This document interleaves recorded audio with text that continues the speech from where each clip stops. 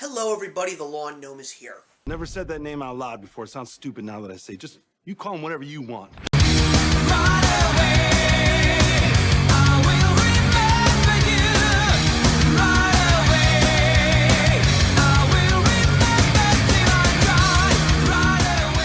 So today, for the February 2018 episode of One That Got Away, we're going to be talking about a movie that I don't know if it really was one that I was upset that got away, because it was something that my wife was very interested in seeing, and to a certain extent, based on what some of the people in the YouTube film critics community were saying, it seemed like it would have been a lot of fun to have seen on the big screen, but instead I waited for the small screen, and that, of course, is the newest version of the legendary Ape King, King Kong in Kong Skull Island, starring a stellar well-known cast including Samuel L. Jackson, John Goodman, Tom Hiddleston, Brie Larson, and John C. Reilly. So this is definitely not like the last King Kong movie that we saw, because it wasn't based on the original story, and this is more of an action film where a bunch of people find that there is an island somewhere in the South Pacific that is completely lost to time. There are things that defy nature and science on this island,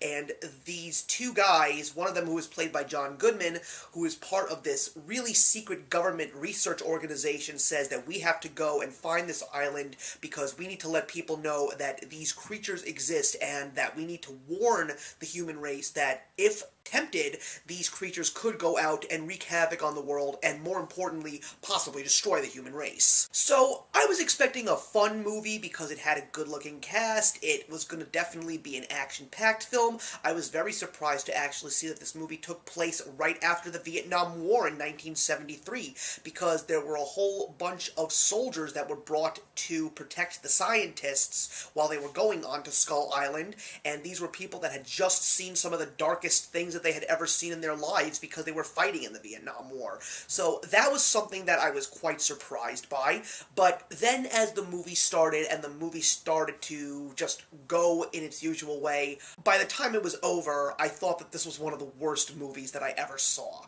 There was really no substance for me, the character development was super lacking, there was CGI that was so fake for the times that we're living in right now, and I'm not sure if that was something that they intended to do to bring that classic monster, gigantic ape feel to the film. I'm not sure where they were really going with this. There was a couple of redeeming qualities in this movie. I thought that John C. Reilly was really great. He had some really good comedic moments. I thought that the character that was played by Samuel L. Jackson, because he really depicted a soldier that suffered and really saw war firsthand, and all he knew about now was war and killing, and he didn't care what he was going to be putting people into harm's way for. He just knew that this was something that he had to do, as more importantly, a revenge story to a certain degree. Also, there was a great soundtrack, because after the Vietnam War, one of the few things that I knew about in pop culture was the fact that there was a lot of great music that was made to protest the war, to talk about the war, so there was a lot of Creedence Clearwater Revival in this movie,